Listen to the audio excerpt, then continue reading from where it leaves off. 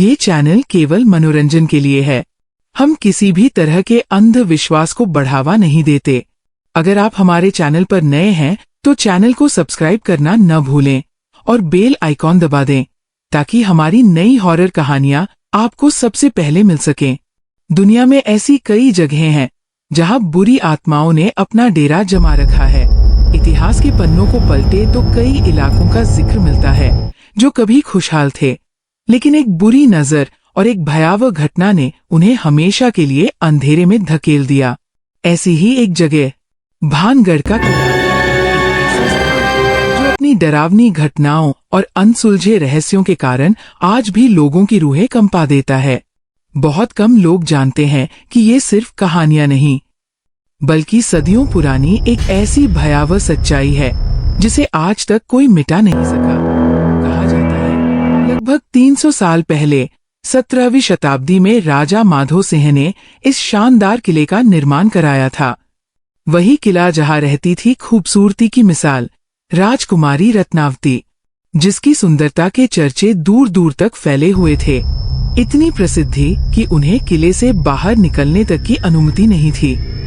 एक शाम जब उनके श्रृंगार का सामान नहीं पहुंचाया गया तो राजकुमारी खुद ही बाजार जा पहुंची अपनी पसंद की खुशबू खरीदने।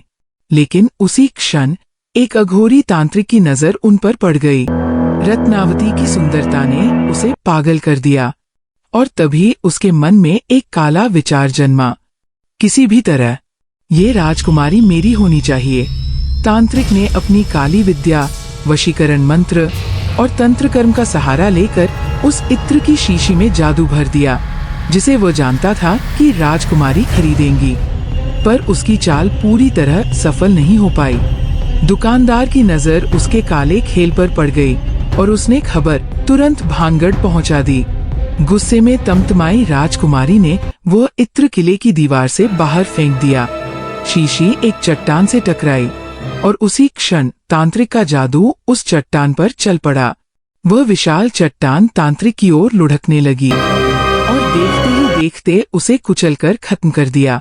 लेकिन मरते मरते उसने एक भयावह श्राप छोड़ दिया, रत्नावती, यदि मैं तुम्हें नहीं पा सकता तो कोई नहीं पा सकेगा। ये भानगढ़ उजड़ जाएगा। यहाँ रहने वाला हर व्यक्ति मरेगा और कभी पुनर्जन्म नहीं ले पाएगा। किंवदंती है कि उसके ठीक 1 साल बाद भानगढ़ पर भयानक आक्रमण हुआ।